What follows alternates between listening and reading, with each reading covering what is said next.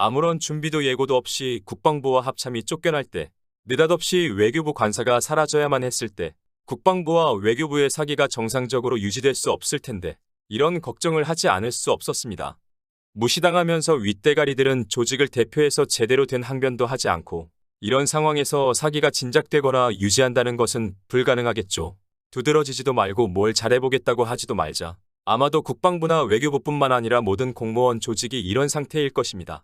대통령의 외교 순방에서 드러났듯이 외교부는 그야말로 엉망진창이고, 얼마 전 미사일 관련 문제가 터졌을 때도 쉬쉬하기에 급급했던 일이 있었지만, 그래도 국방부, 그 중에서도 해병대는 이런 뉴스가 안 나오길 기대했는데 참으로 마음이 몹시 무겁고 찹찹합니다.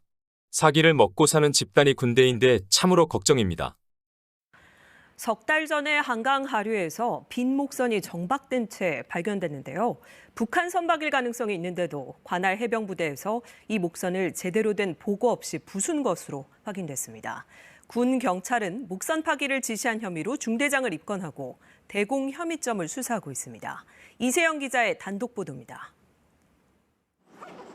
지난달 국방 헬프콜에 신고가 접수됐습니다.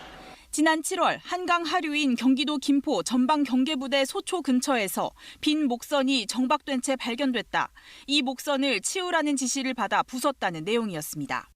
신고를 한 건 해병대 2사단 소속 병사들로 목선에 적힌 번호가 한국 선박 식별 번호가 아니었다며 북한 선박으로 보인다고 주장했습니다. 목선은 2~3명이 타는 크기였고 뒤집힌 채 발견됐습니다. 소초장 보고를 받은 중대장은 목선을 부수라는 취지의 지시를 한 것으로 확인됐습니다. 정부 관계자는 중대장이 윗선에 보고하는 시기를 놓쳤고 이후 병사들에게 목선을 치우라는 지시를 한 것으로 보인다고 말했습니다. 우리 측 선박이 아닌 목선이 전방 경계부대 인근까지 내려와 무태서 발견된 것 자체로 경계 태만으로 지적될 수 있습니다. 정부 관계자는 목선에서 사람이 내리는 모습이 CCTV에 촬영되지는 않았다고 전했습니다.